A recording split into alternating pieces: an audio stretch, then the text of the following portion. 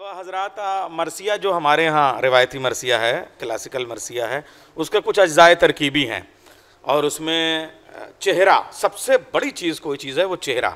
इसी तरीके से किसी भी सेमिनार में सबसे नुमाइंदा और नुमाया हैसियत अगर किसी शख्सियत की होती है तो वो चेहरे की तरह डॉक्टर अम्मार रिजवी साहब की है। लेकिन गुजारिश ये है कि हम इनको चेहरे के तौर पे भी चेहरे के मकाम पे नहीं पेश करते, इसलिए कि मरसिये में तो चेहरे के बाद में रुखसत है, आमद है, रजज़ है, सरापा है, शहादत है, जंग है और उसके बाद बैन है।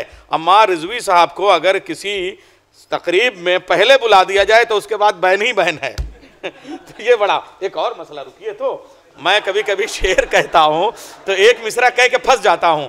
तो मैंने जब मसूद हसन रिजवी साहब अदीब की किताब पढ़ी तो उसमें मीर अनीस भी मेरी तरह, मतलब वो तो खैर छोटे थे, जब 10-12 साल के थे, और ये अली अहमद दानिश साहब मौजूद हैं इस वाक़े की, वो सनद देंगे। मैं पढ़ के बता रहा हूँ, पढ़ रहा हूँ। तो वो ये कि एक मिसरा उनसे नहीं लग रहा था और आज मेरी हालत वही थी आप बुज़ुर्गों के बीच में। तो उन्होंने अपने वालिद गिरामी से कहा कि आप मेरी मदद फरमाएँ। तो फिर उनके वालिद गिरामी ने तब वो मिसरा लगाया। तो उन्होंने दोनों मिसरों की निशानदेही की कि इसमें पहला मिसरा अब्बा हुजूर का है और दूसरा मिसरा मीर अनीस का है। तो मैं इसी तरीके से मैं अब्बा हुजूर के सामने मैं पेश कर रहा हूँ। सुनिए आप, वो क्या था कि साहब मीर अनीस ने मिसरा कह दिया, वो मिसरा नहीं लग रहा था कि चीखते चीखते बुलबुल की ज़बां सूख गई। वो छोटी उम्र भी कम थी उनकी, मीर साहब की। चीखते चीखते, और लखनऊ तज़मीनों का शहर है, चीखते चीखते बुलबुल, मैं कभी कभी तज़मीनों पे आधा घंटा बोलता रहा हूँ, ये मिसरा हुआ तो ये कहा, ये हुआ तो ये कहा। मैं एक ही मिसरा आज पढ़ता हूँ और अगर आपने तवज्जो नहीं दी तो फिर मैं सारे मिसरे पढ़ना शुरू कर दूंगा और सेमिनार कल ख़त्म होगा। कि चीखते चीखते बुलबुल की ज़बां सूख गई। अब वो उनके वालिद साहब मिसरा देते हैं कि अराक़े गुल है मुनासिब इसे देना सयाद, चीखते चीखते बुलबुल की ज़बां सूख गई। तो ये हमारे यहाँ रिश्तों की बात थी। तो मैं आइए अब गुजारिश करूँगा ताकि वो जो बाकी मिसरे हैं उन पे मिसरा मुकम्मल हो जाए। मोहतरम जनाब डॉक्टर अम्मार रिजवी साहब, आज का वो मौका है कि इनके लिए तालियों से हाल गूंजता था। आज दुरूद भेज दीजिए आप हज़रात। आज के इस पुरवकार जलसे के सदर और हमारे सीनियर और बड़े भाई शारिफ रुदौलवी साहब, कलीदी खुतबा जिन्होंने पेश किया और हिंदुस्तान के नहीं बल्कि दुनिया के माने जाने अदीब डॉक्टर तकी आबदी साहब। मैं देख रहा था इनका CV इस किताब में, तो लिखा था MBBS, MS, FCA और FRC, काफ़ी डिग्रियां हैं डॉक्टरी की, पता नहीं मेडिकल की, काफ़ी डिग्रियां हैं इनके पास।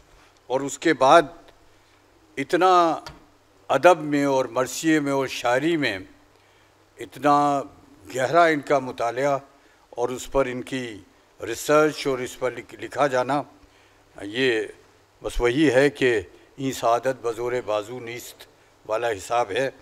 और यकीन नहीं आता कि कोई शख्स इस तरह का भी हो सकता है, लेकिन यकीन तो करना ही पड़ेगा क्योंकि सामने बैठे हैं आप।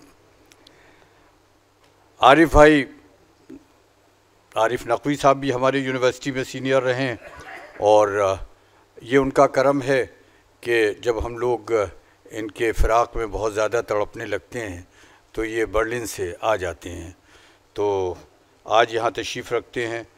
यहाँ हमारी जो प्रोफेसर मोहतरमा कामना प्रसाद साहिबा हैं, सुनीता जहंगरन जी हैं, हमारे छोटे भाई डॉक्टर अब्बास रज़ा नैयर साहब हैं, जिनका आपने मीर अनीस मरहूम ने तो मिसरा लगा दिया था, लेकिन इनके ऊपर आज तक किसी का मिसरा लग ही नहीं सका है। और ये तो रगे गुल से बुलबुल के पर बांधते हैं खुद, समझे आप, तो इनके बारे में कुछ नहीं कहा जा सकता। उनके उस्ताद अनवर जलालपुरी साहब बैठे हुए हैं जो मुस्कुरा रहे हैं कि हमारा शागिर्द जो है वो कैसे कैसे बढ़ बढ़ के वार कर रहा है, लेकिन मुस्कुरा रहे हैं कि वार ज़्यादातर इन्हीं के सिखाए हुए हैं। हमारे सारे दोस्त वक़ार साहब बैठे हैं। वक़ार साहब की हालत ये है कि मुझसे उन्होंने कहा था कि बस आप आइएगा और उसके बाद चले जाइएगा, लेकिन मैं जब आया यहाँ पर तो अगर ये मुझसे कहते भी कि आप चले जाइए तो जा नहीं सकता था, क्योंकि जो कुछ सुन रहा था वो ऐसा था कि कोई शख्स जा ही नहीं सकता। और उसके बाद देखिए, बड़ी हिम्मत की बात है कि मोहतरमा सुनीता झिंगरन साहब की तकरीर और उनकी शायरी सुनने के बाद हमारे बहुत ही अज़ीज़ दोस्त छोटे भाई हिसामुद्दीन साहब यहीं बैठे रहे, कुरैश सिद्दीकी साहब, और गए नहीं। देखिए, कई मरतबा मैंने देखा कि उनका एक एक शेर जो था जब ये पढ़ रही थी तो ये दरवाज़े की तरफ देख रहे थे, लेकिन गए नहीं। तो आप सब हजरात का शुक्रिया अदा करता हूँ। मैं 5 मिनट लूँगा सिर्फ, क्योंकि जहाँ तक कि मरसिए की सिन्फ का ताल्लुक़ है, मरसिए के बारे में जो कुछ कहना है वो ये हजरात कह चुके हैं। मैं तो चंद बातें आपसे अर्ज़ करूँगा कि सबसे पहले जो हजरात यहाँ पर रह गए हैं उनका शुक्रिया अदा करता हूँ, उनकी हिम्मत की दाद देता हूँ कि वो तशरीफ़ रखते हैं यहाँ। या ये वो लोग हैं जो वाकई अदब और मरसिए से और शायरी से जिनको दिलचस्पी है और वो इतने इन्हमाक से सुन रहे हैं। ये बात वाकई सिर्फ लखनऊ में हो सकती है। लखनऊ के अलावा कम जगहों के ऊपर इस तरह के सामे आपको मिलेंगे, सामेइन जो एक एक सामे जो है वो हज़ारों पर भारी है, खाली शन्ने जो हैं वो 10 लाख पे भारी हैं। तो मरसिया के बारे में आपने सुना। मरसिया तो मेरा ख्याल ये है कि जब से इंसान पैदा हुआ तब से मरसिया, क्योंकि रोता हुआ आता ही है, वो पहला मरसिया ही पढ़ता हुआ आता है, गज़ल गाता हुआ नहीं आता है। तो वो जो कहते हैं जहाँ बजती है शहनाई वहाँ मातम भी होता है। मातम करने वालों पे एतराज़ है, बिदअत करने वालों पे, लेकिन इत्तेफाक से दुनिया का कोई आदमी ऐसा है ही नहीं जो इस बिदअत में मुब्तला ना हो और जो रोता हुआ ना आया हो। क्यों इसाम साहब, गलत अर्ज़ कर रहा हूँ?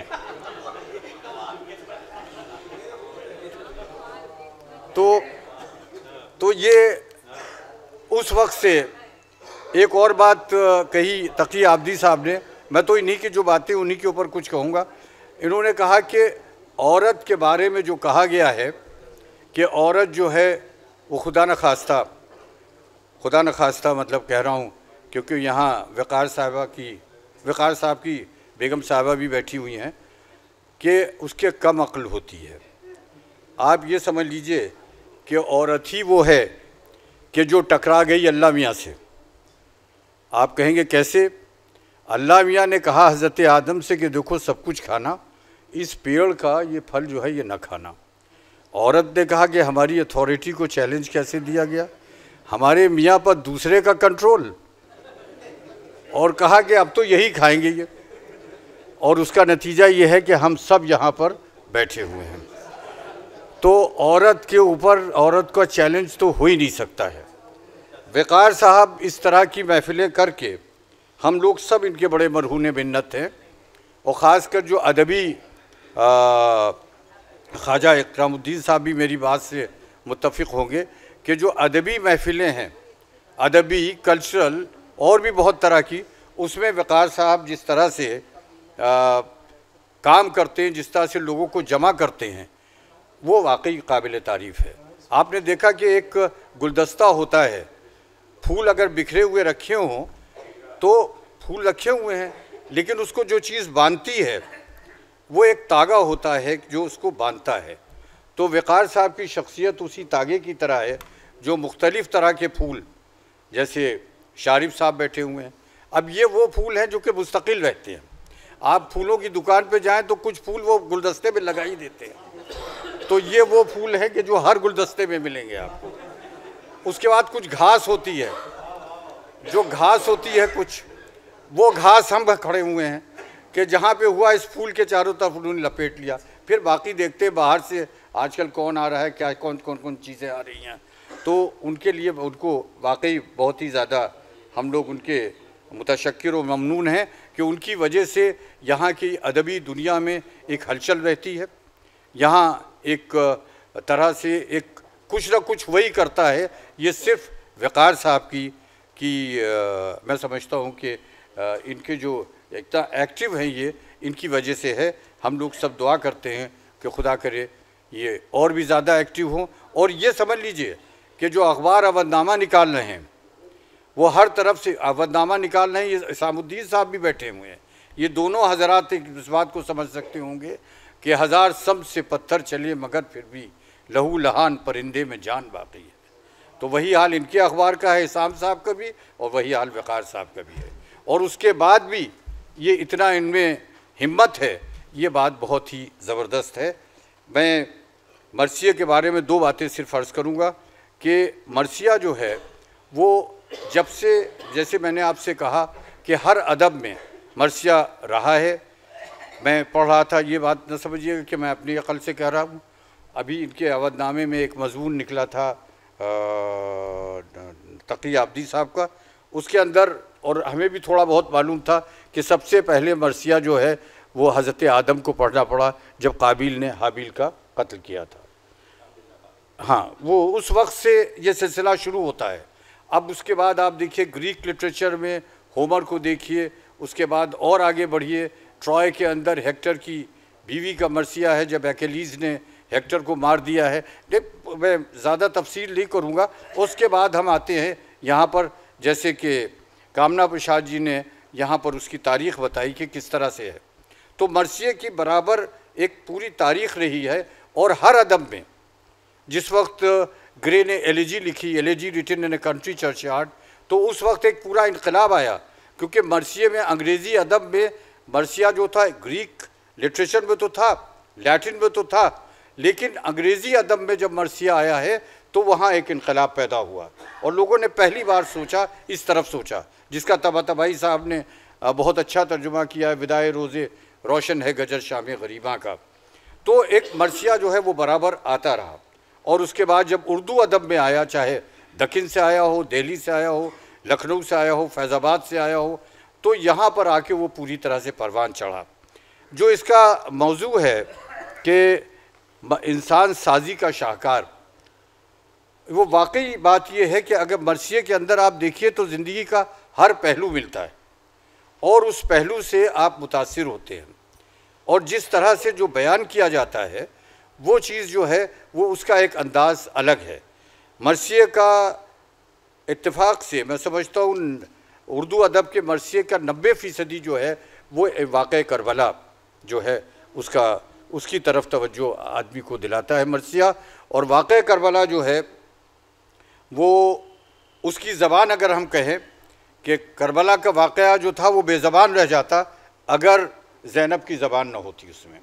उन्होंने ज़बान दी इसको, उन्होंने बताया किस तरह से है, वरना ये एक होता कि झगड़ा हुआ, ये फसाद हुआ, ये हुआ, वो हुआ, जो जी चाहता वो कहते। लेकिन जनाब ज़ैनब का कदम कदम पर हर एक चीज़ बताना और उनकी जो एक खिताबत थी उससे सारा जो था वो पूरा वाक़या करबला जो है वो लोगों के सामने आया। ये एक बहुत बड़ी बात है और इसको सही तरीक़े से मरसिया में पेश किया गया है। मरसिया का एक और भी, जब इमाम हुसैन की शहादत के ऊपर आप देखें, हर एक ने अपनी तरह से शहादत के बारे में कहा है। और मैं दो बातें सिर्फ कह के अपनी बात ख़त्म करूँगा कि जो जनरल लड़ाई जब होती है तो इंसान का हमेशा जो कमांडर होता है या सिपह सालार होता है उसका एक इसकी स्ट्रैटेजी ये होती है कि किस वक्त हम अपने फोर्सेस को लड़ाएं कि हमारे फोर्सेस जो हैं वो ताज़ा दम हो, ताकत हो और दुश्मन से ज़्यादा मौसर तरीक़े से लड़ सकें। यहाँ पे इमाम हुसैन उसको जो प्यास है, जो भूख है, उसको आगे बढ़ा रहे हैं, इमीडिएटली अटैक नहीं कर रहे हैं और अपने फोर्सेस को कमज़ोर करते जा रहे हैं। वरना होना तो ये चाहिए था कि जिस वक्त उनके लश्कर आ रहा था, थोड़े से लोग पहले आए थे, पहले सब लोग नहीं आए थे, उसी वक्त इन्हें लड़ाई लड़ लेना चाहिए थी। अगर आम जनरल होता तो तकी साहब उसी वक्त लड़ाई लड़ता जब उनकी पहली बटालियन आई थी, जिस वक्त कहा था फरात के किनारे से ख़ैमे हटाने की बात कही थी। लेकिन इंतज़ार करते रहे और उसके बाद 10वीं तारीख़ आ गई और उसके बाद अटैक। वो भी अटैक क्यों नहीं होता है, एक एक करके अटैक होता है। तो अक्सर मर्सियों में इसका जिक्र आया है, लेकिन ये पहलू जो है वो शायद किसी जगह मैंने पढ़ा था, मुझे याद नहीं आ रहा है, कि अगर एकदम से अटैक होता और उसमें हज़रत अली अकबर शहीद हो जाते, कासिम शहीद हो जाते, इमाम हुसैन शहीद हो जाते, तीर अली असगर के गले पे लग जाता, तो एक एक्सक्यूज़ था कि भाई ये क्या लड़ाई हो रही थी, उसमें कौन किसको देखता, जो आया उसको मार दिया गया। लेकिन एक एक करके जाने का मतलब ये था कि हर एक शख्स आइडेंटिफाइड था। कोई ये नहीं कह सकता कि हमने तीर चलाया तो गलती से अली असगर के गले पे लग गया, हमने बर्छी फेंकी तो गलती से अली अकबर के सीने पे लग गई, ये कोई नहीं कह सकता। इस चीज़ को हमेशा हमेशा के लिए इस बहस को ख़त्म कर दिया गया। तो एक वाक़े करबला का जो एक मकसद जो था वो फौत हो जाता कि ये लड़ाई हुई, दोनों में टकराव हुआ, उसमें कुछ लोग मारे गए, कुछ लोग बच गए, और उसमें कोई जवान मर गया, कोई बूढ़ा मर गया, हबीब इब्ने मज़ाहिर मर गए, कोई शीरखार मर गया। जब तीर चल रहे हैं तो कोई भी मर सकता है। उस सवाल को हमेशा हमेशा के लिए ख़त्म कर दिया गया। ये एक बहुत बड़ा मैसेज जो है वो मरसिये के ज़रिए से भी वहाँ पर वाक़े करबला को जो है वो ज़ैनब की ज़बान जो थी वो दुनिया पे वो कर रही थी। मरसिये ने वाक़े करबला को जो है वो दुनिया के सामने पूरी तरह से एक अलग तरीके से पेश किया है। जो मैसेज था इमाम हुसैन का, मैं समझता हूँ सबसे ज़्यादा इफ़ेक्टिवली अगर अदब में पेश किया गया है तो मरसिये के ज़रिए से किया गया है।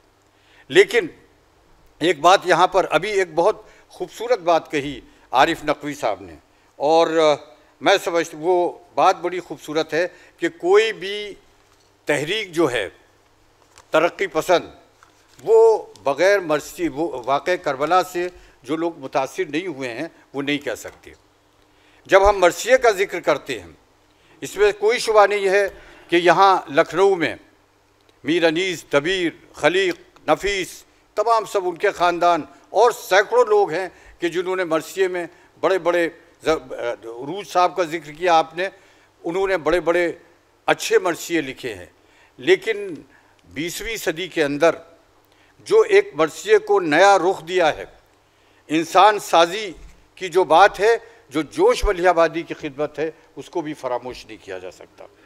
और उन्होंने मरसिये में एक पैगाम जो है वो देने की कोशिश की है। मैं अपनी बात जो है वो उन्हीं के 3 बंद पढ़ के अपनी बात ख़त्म करूँगा कि अहले नखवत हैं सवारे अबलक़े लैलो नहार।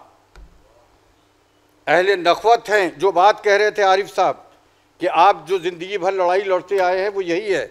सवारे अहले नखवत हैं सवारे अबलक़े लैलो नहार, और तू फ़क़दाने जुरात से मुजस्सम इनकिसार।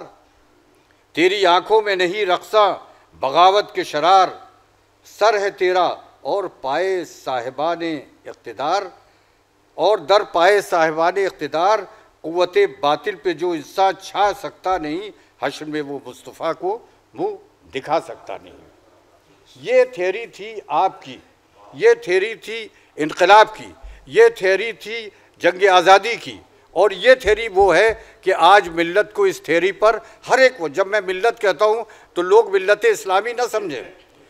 एक बात समझ लें, मेरी मिल्लत का जो है, मिल्लत में सिर्फ 2 ही तरह के लोग हैं। एक तो वो लोग हैं कि जो जुल्म कर रहे हैं, और एक लोग जिन पर जुल्म हो रहा है, या हैव्स हैं या हैव्स नॉट हैं। करबला एक तजल्जुल है मुहीते दौरा। करबला है क्या? करबला खाली रोने का नाम नहीं है, करबला खाली आंसू बहाने का नाम नहीं है, करबला खाली जो है वो रस्मों का नाम नहीं है, और करबला खाली तबर्रुक और शीरवाल बांटने का भी नाम नहीं है। बिल्कुल मैं बात साफ कहता हूँ, खफा हो जाइए, उसमें नहीं है। करबला एक तजल्जुल है मुहीते दौरा, करबला खिरमन सरमाया पे है बर्क़ तपा, करबला तबल पे है ज़रबते आवाज़ अज़ा, करबला जुरत इनकार है पेशे सुल्तान।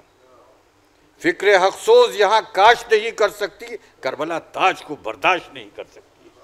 करबला कभी ताज को नहीं बर्दाश्त कर सकती, सरमायादारी को नहीं बर्दाश्त कर सकती, बादशाहत को नहीं बर्दाश्त कर सकती, फ्यूडलिज्म को नहीं बर्दाश्त कर सकती। ये इश्तराकियत है, ये समाजवाद है, ये जुल्म से टकराने का जो मैसेज मिलता है वो करबला में मिलता है। जब तक इस खाक पे बाकी है वजूद अशरार, और करबला कब तक रहेगी? करबला कब तक रहेगी? करबला आखिर कभी न कभी हर साल करबला, आप ये समझ लीजिए कि दुनिया में कोई ऐसा वाक़या नहीं है कि जो, कोई ऐसा गम भी नहीं है कि जो बाप जवान बेटे का भी गम है तो वो थोड़े दिनों के बाद ख़त्म हो जाता है। अकेला लड़के का भी गम थोड़े दिनों के बाद ख़त्म हो जाता है। कोई भी किसी तरह की भी गम जो है वो थोड़े दिनों के बाद, और एक वक्त वो आ जाता है कि जब बाप अपने जवान बेटे के गम का जिक्र जो है वो हंस हंस के बयान करने लगता है कि भैया ये थे, भैया ये करते थे, भैया यहाँ बैठते थे। तासुरात गम के नहीं होते, बल्कि एक तरह से एक अजीब कैफियत होती है, बयान करने में उन्हें लुत्फ़ आता है। लेकिन करबला का गम ऐसा है, करबला की बात ऐसी है कि हर साल एक नई शिद्दत के साथ करबला की याद आती है। जोश ने उसे किस तरह से कहा है जब तक इस खाक पे बाकी है वजूद अशरार, जब तक इस खाक पे बाकी है वजूद अशरार, दोष इंसा पे है जब तक हशबे तख्त का बार, जब तक इक़दार से अगराज है गर्म पैकार, करबला हाथ से फेंकेगी ना हरगिज़ तलवार। कोई कह दे ये हुकूमत के निगहबानों से, करबला एक अबदी जंग है सुल्तानों से। तो ये एक अबदी जंग है जो कि चल रही है, जो मर्सियों के ज़रिए से आ रही है, जो इन मर्सियों ने दी है, और जो आज इंसान को अगर उसे टकराना है जुल्म के ख़िलाफ़ तो करबला को उसे अपना सामने आइडियल बनाना होगा। और इस मैसेज को ख़त्म करने की तो बड़ी कोशिश की गई, और इस मैसेज को जो है कि ये बस बात मैंने ख़त्म की कि ये मैसेज किसी तरह से ख़त्म हो जाए। लेकिन क्या हुआ, ये भी जोश के साथ वो इंसाफ नहीं हुआ कि जो होना चाहिए था, क्योंकि जोश को ना हमने ज़्यादा मर्सियों को उनको वो किया, उसने बड़ी खरी खरी बातें कही, और हम लोग खरी बातें सुनने के आदी नहीं हैं। हम लोग तो जो फ़ौरन 1 मिनट में हमें जन्नत दिला दे वो बातें सुनने के हम आदी हैं। ज़रा सी बात पे अरे साहब ये आपने किया है, क्या कहना, बड़ा अच्छा पुलाव पकाया था आज की हाज़िरी में, आपके लिए जन्नत तो वो हो गई बिल्कुल। जो इस तरह की बातें कर दे वो समझिए कि आप कहाँ जा रही हैं मोहतरमा, आ जाइएगा जल्दी से, वरना आपके शौहर नहीं जा पाएंगे यहाँ से। सलाम साहब यही रहेंगे। हाँ ये तो मैं जानता हूँ। पहले वो नामाबर कबूतर हुआ करते थे कि नर को रखते थे, मादा को उड़ा देते थे, समझो मादा बाद में फिर उधर ही आ जाती थी। तो इसमें करबला का जो पैगाम है, हरचंद अहले जौर ने चाहा ये बारहा, हरचंद अहले जौर ने चाहा ये बारहा, हो जाए महव याद शहीदान करबला, बाकी रहे न नाम ज़मीं पर हुसैन का, लेकिन किसी का ज़ोर अजीज़ो न चल सका, अब्बास नामवर के लहू से धुला हुआ, अब भी हुसैनियत का आलम है खुला हुआ। तो ये हमेशा मैसेज रहेगा।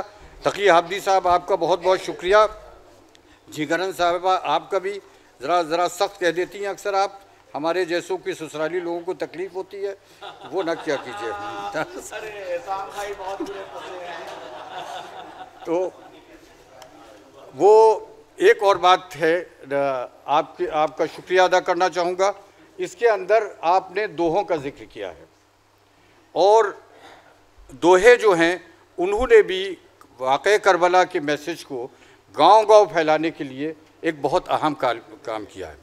हमारे यहाँ रमेश दीक्षित जी जानते होंगे, क्योंकि हमारा और ज़िला इनका हरदोई और सीतापुर मिला हुआ है, और आसपास के अवध के इलाके में मुहर्रम के ज़माने में गैर मुस्लिम जो औरतें हैं और मर्द भी, वो ताज़िया रख के और उसके सामने दोहे रोना कहते हैं, गाना नहीं कहते हैं, दोहे रोते हैं। और हमारी तरफ गांव में हमारा जो क्षेत्र भी रहा है जहाँ पर कि मैं जैसे कि बंजारा बन माँ लुट गा दयो, बंजारा बन माँ लुट गा दयो, बंजारा कहते हैं उस आदमी उसको जो चलता रहता है, जिसका कोई घर नहीं होता है। हम शब्बीर कह रहे हैं, वो लोग सब्बीर कहते हैं। सब्बीर की उजाड़ दियो नगरी, लोग भरे सब्बीर के बालक बिन पानी तरसे, लोग भरे गगरी सगरी। यानी ये मैसेज है कि शब्बीर का, इमाम हुसैन के बच्चे जो है वो बग़ैर पानी के तरस रहे हैं और लोग गगरियों में पानी भर रहे हैं, उनका ऐसे बंजारे का घर उजड़ गया। मेरे वालिद मरहूम ने हर साल जब तक वो ज़िंदा रहे तो एक दोहों का एक वो सम्मेलन तरह का करते थे और आसपास के जितने दोहे वाले थे उनको बुलाते थे वो, और उसके बाद जो सबसे अच्छा दोहा पढ़ते थे उनको एक साफ़ा जो है वो बांधा जाता था और उनके गले में हार और एक शॉल देते थे वो। उनके इंतकाल के बाद ये रस्म ख़त्म हो गई, बात ख़त्म हो गई। लेकिन आपकी इस किताब में मुझे देख के आज मुझे इस बात का एहसास हुआ है कि हमें उसे फिर से शुरू करना चाहिए, और जो पहली हम जो इस तरह की कोई चीज़ करेंगे, इस तरह का एक कन्वेंशन या सम्मेलन या करेंगे, उसमें हम चाहेंगे कि तकी हादी साहब आप भी तशरीफ़ लाएँ। आपने इस किताब के लिए, दूसरी किताब के लिए ज़िक्र किया है। मैं आरिफ नकवी साहब से बात कर रहा था कि हम लोग, और इसमें नैयर साहब हमारे बड़े आगे आगे रहते हैं, चाहते हैं कि एक इंटरनेशनल कॉन्फ्रेंस उर्दू की यहाँ पर फिर हो जाए। क्यों जनाब? और उसमें घबराइए नहीं, साबरा हबीब चली गई, निज़ामत आप ही कीजिएगा।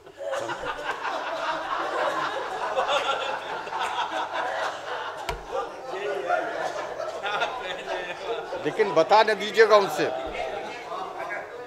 तो मैं टेंटेटिव तारीख़ें जो हैं वो उसकी 12 दिसंबर सोच रहे हैं हम, और उसके बारे में बात करेंगे। उसमें तकी हादी साहब आपको हम तकलीफ़ देंगे कि आप तशरीफ़ लाएं और उसके अंदर इस किताब का इजरा किया जाए। ये अगर आ सकेंगे आप। मैंने आरिफ नकवी साहब से भी दरख्वास्त की है कि वो आ सकें तो आ जाएं, अगर ये लोग आप लोग नहीं आएंगे तो वो तारीख़ उसकी बढ़ाई भी जा सकती है। ये एक तस्वीर आपने इस पर छापी, बस आखिरी बात है वो, और वो ये है, वो मीर अनीस मरहूम के मज़ार की है। और ये हम लोग जब तकरीरें कर रहे हैं, सब कुछ कर रहे हैं, अगर आप जाके मीर अनीस का मज़ार देखें तो उनके मरसिया पढ़ के रोने की ज़रूरत नहीं है, वो मज़ार देखी कि आप रोने लगेंगे। ये कैफियत उसकी है, और उसके आसपास उसकी बाउंड्री वॉल गिर गई है। मैं चाहता हूँ वक़ार साहब, आप बहुत फ़ाल आदमी हैं, एक इस तरह के कोई एक कमेटी जो है वो बना लें आप, उसमें हम लोग सब, और जो लोग दिलचस्पी रखते हैं मरसिए से और तमाम सब चीज़ों से, अगर जो कुछ वो खर्च करते हैं बहुत सी रसूमात पे, उसका 5% जो है वो उस फंड में भी खर्च कर दें एक बार सिर्फ, तो उसकी तामीर हो सकती है और उसकी हालत बदल सकती है। एक आदमी वहाँ रखा जा सकता है, एक माली हो सकता है, और कम से कम बाहर से जो लोग आए वो ये देखें तो इससे बहुत अच्छा लगता है ये मज़ार जो आपने मीर अनीस का दिखाया है। लेकिन वहाँ जाके देखिए तो सारी हकीकत आया हो जाती है। इन अल्फाज के साथ आप हज़रात का बहुत बहुत शुक्रिया।